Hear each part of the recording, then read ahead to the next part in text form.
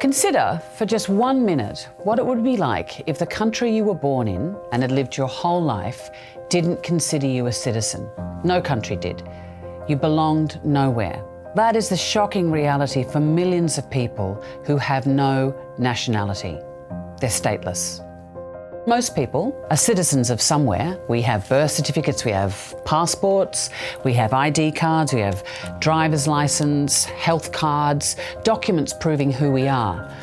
But on paper, stateless people simply don't exist. In fact, I can't even tell you how many stateless people there are because over half of all countries don't even count them. Globally, countries that are counting have accounted for nearly 4 million people. But in all likelihood, the actual number is much, much higher. Without a passport or a national ID, the list of things you may not be able to do is never ending.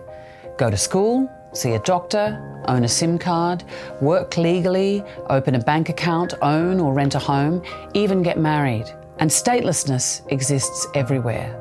It's not a problem in a far-off land. It's happening in countries like yours or mine.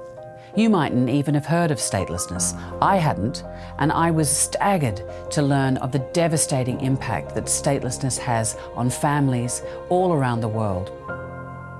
So, how does this happen? In the chaos of fleeing war, families can leave or lose the papers that are proof of ties to a country, and that can make registering the birth of a child impossible, leaving them stateless. Or borders can change or dissolve completely. For example, after the fall of the Soviet Union. And in some countries, if your parents are stateless, so are you. It's passed on for generations. Other countries prevent parents passing on their nationality if their child is born abroad. Some countries discriminate against women and don't let mothers pass on their citizenship. Ethnicity, language, religion, they've all been used as excuses to exclude entire groups from being citizens. More than 3/4 of all the people known to be stateless are minorities. Rohingya Muslims of Myanmar, Roma communities around the world, and others whose families moved generations ago to the country where they now live, but were never acknowledged as citizens.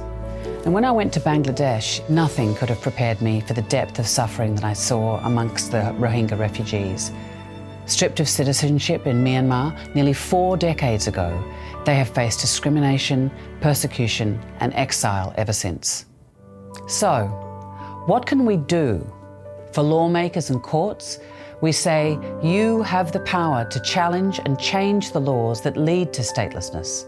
More and more countries are signing up to the conventions that aim to end statelessness. In some situations, it can be complex. It can take time, effort, and paperwork. In others, it takes a few words or the stroke of a pen to give people the rights they deserve, to give children the chances and opportunities in life they so richly need. Either way, it's a man-made problem that we can solve. Let's do so, because everyone has the right to belong.